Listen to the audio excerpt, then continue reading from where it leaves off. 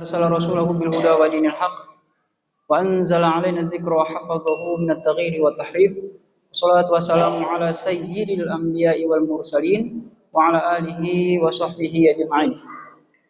Yang saya hormati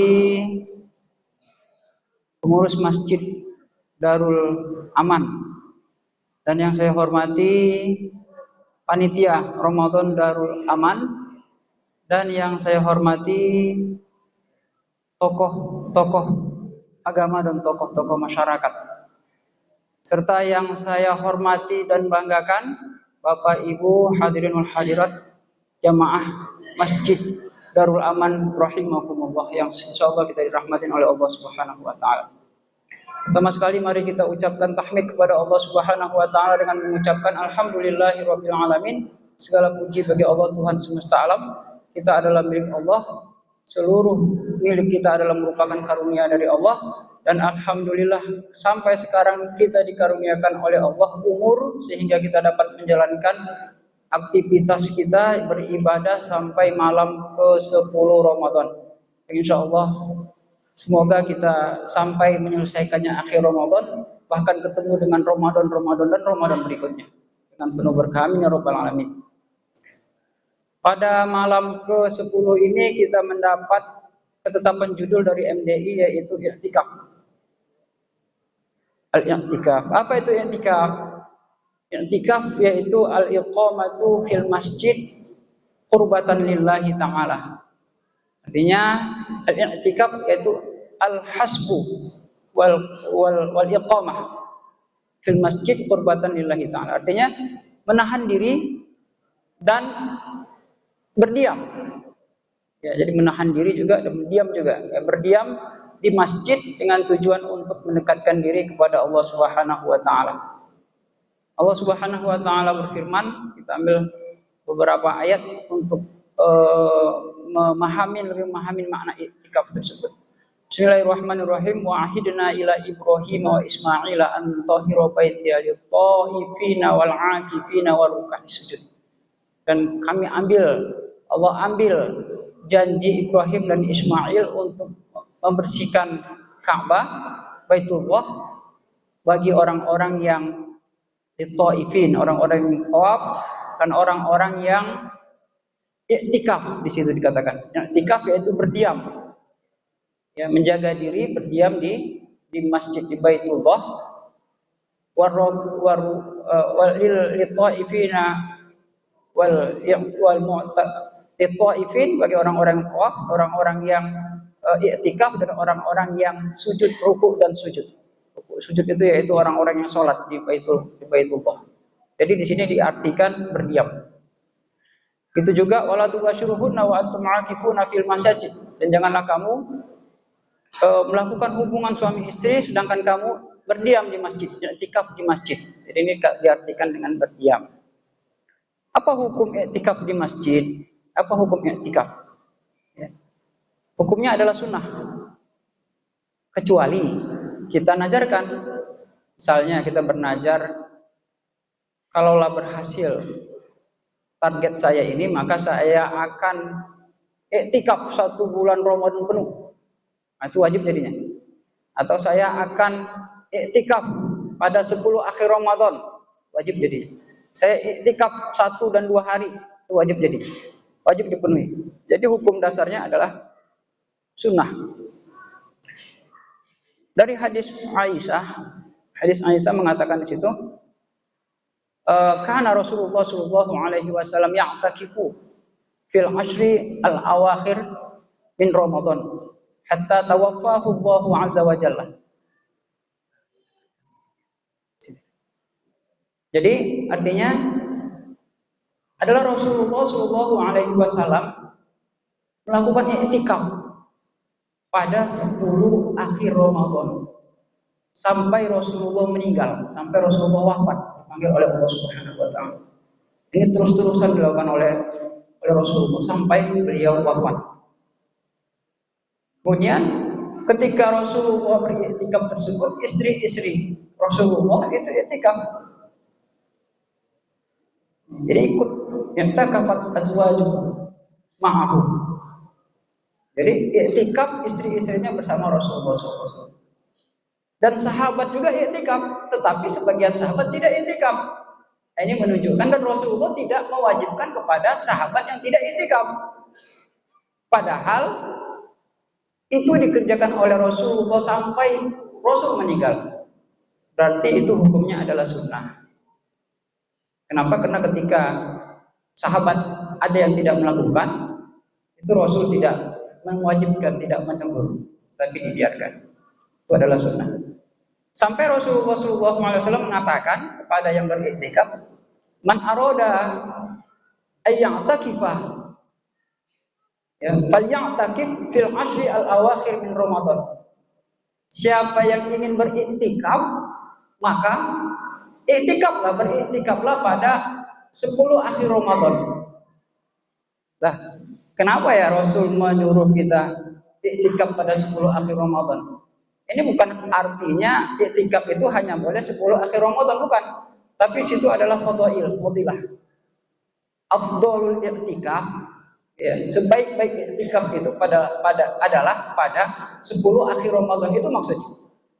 Kenapa 10 akhir Ramadan itu? 10 akhir Ramadan itu adalah malam Lailatul Qadar. Malam Lailatul Qadar itu adalah 1000 bulan lebih baik. Ya, 1000 tahun lebih baik. Al-fasanat bima ta'ala. Jadi itu yang dikejar. Ya, jadi pada akhir 10 malam Ramadan itu, bulan Ramadan adalah Sayyidul Syuhur, penghulunya bulan. Kemudian pada malam bulan Ramadan itu terdapat Lailatul Qadar 1000 kali lipat. Ya, maka ada hadis Rasul mengatakan, taharau Lailatul Qadar fil ashri al-awakhir min Ramadan. Carilah malam Lailatul Qadar itu pada 10 akhir Ramadan. Kemudian hadis berikutnya dari Aisyah, i'takafa Rasulullah sallallahu alaihi wasallam fil ashri al-awakhir min Ramadan. Rasul i'tikaf pada akhir 10 malam Ramadan. Nah, ini dia. Jadi itu hukum i'tikaf adalah sunnah. Kemudian di mana kita i'tikaf?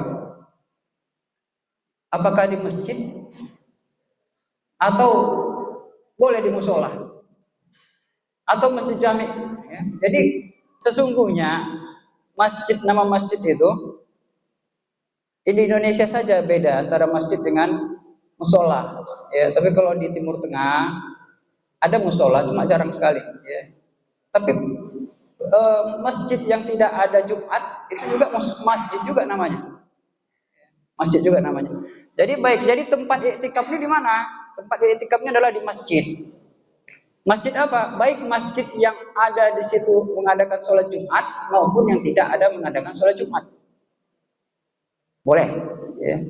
Kecuali atas pendapat Imam Syafi'i. Kalau pendapat mazhab Syafi'i, masjid yang boleh dijadikan iktikaf itu yaitu masjid yang ada melakukan sholat Jumat. Kenapa? Agar ketika sholat Jumat yang mu'takifinnya, orang yang lagi iktikafnya tidak keluar dari masjid tersebut mencari sholat Jumat, sehingga lebih memungkinkan iktikafnya batal. Kenapa? Karena dia keluar masjid. Jadi iktikafnya asal kita keluar masjid batal, kecuali ada hajat darurat. Ya, apa itu? Misalnya kita ke kamar mandi, ke hammam, ke toilet. Toiletnya di luar. Yalah jelas di luar masjid. Nah, itu nggak batal. Tapi habis itu kita masuk lagi. Jangan habis kita ke toilet ngopi-ngopi kita di situ ke warung. Habis itu masuk lagi, itu batal itu.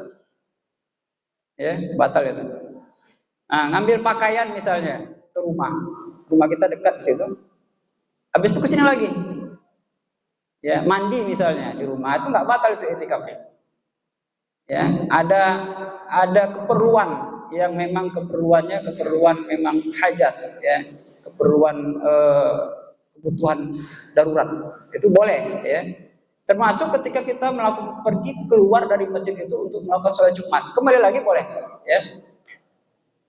Kenapa? Jadi jumhur mengatakan jumhur ulama mengatakan atau jumhur mazhab pun mengatakan masjid manapun boleh iktikaf, termasuk masjid yang tidak ada sholat Jumatnya kecuali Imam Syafi'i. Ya. Dalilnya hadis yang mengatakan bahwasanya kullu masjidin lahu imamun wa muadzin falahul i'tikaf yuslah. Artinya seluruh masjid yang ada imamnya dan muadzinnya maka i'tikaf di situ boleh. Kalau imam dan muadzin sudah cukup itu syaratnya, maka i'tikaf situ boleh. Berarti masjid yang tidak melakukan sholat Jumat boleh, ya boleh. Jadi boleh. La i'tikaf illa fi masjid jamaah. Tidak ada i'tikaf kecuali di masjid yang ada di situ jamaah. Ya. Jadi seperti itu. Tempatnya adalah masjid. Ya. Kemudian waktunya. Waktu i'tikaf ini apakah semalam minimal ya? Tidak ada juga ketentuan. Apakah semalam, 2 malam, 3 malam atau boleh setengah hari? Ini tidak ada ketentuannya. Ya. Sehingga ikhtilaf ulama dalam menentukannya. Kalau ikhtilaf sedangkan ini sunnah, bisa saja kita ambil i'tikaf semampu kita. Ya, tak dapat kita 1 hari. Misalnya kita sadar ya, bahwasanya kita ini sibuk. Setiap hari kita sibuk dengan pekerjaan kita. Kemudian pas malam Ramadan, maka kita sisihkanlah, kita khususkan waktu kita untuk beribadah kepada Allah, karena kita sadar bahwasanya kita hidup ini adalah wa ma khalaqtul jinna wal insan illa liya'budun, untuk beribadah kepada Allah. Tidaklah saya ciptakan manusia dan jin kecuali untuk beribadah kepada Allah. Sedangkan kita sibuk dengan pekerjaan kita. Maka kita sisihkan waktu kita untuk i'tikaf. Tak dapat kita i'tikaf malam Ramadan itu 1 hari, 2 hari, setengah hari pun jadi. Kenapa? Karena tak ada waktu. Ulama ikhtilaf di situ dalam minimal batas waktunya. Ya. Jadi ini merupakan kemudahan bagi kita. Ketika ada ikhtilaf, itu ada kemudahan bagi kita. Jadi misalnya menjelang subuh kita datang menjelang subuh ke masjid, bawa kurma, bawa air segelas, ya, menjelang imsak, baca Al-Quran, dapat 1 juz, 2 juz, azan subuh. Habis azan subuh, kemudian sholat qobliyah subuh. Kemudian sholat subuh, habis itu baca Al-Quran 1 juz, 2 juz, habis itu kembali sholat syuruk. Habis itu selesaikan lagi 1 juz, 2 juz, sholat duha, habis itu pulang. Kalau bisa selesaikan lagi 1 juz, 2 juz, baru pulang. Nah itu udah, ya, itu udah tergolong i'tikaf itu. Jadi apa yang dilakukan dalam i'tikaf tersebut? Dalam i'tikaf tersebut yang dilakukan adalah amalan-amalan ibadah kepada Allah seperti zikir, membaca Al-Quran, sholat, itu dilakukan. Ya. Apakah kita boleh ketika ada acara misalnya ada akad nikah di situ kita boleh ikut? Bisa.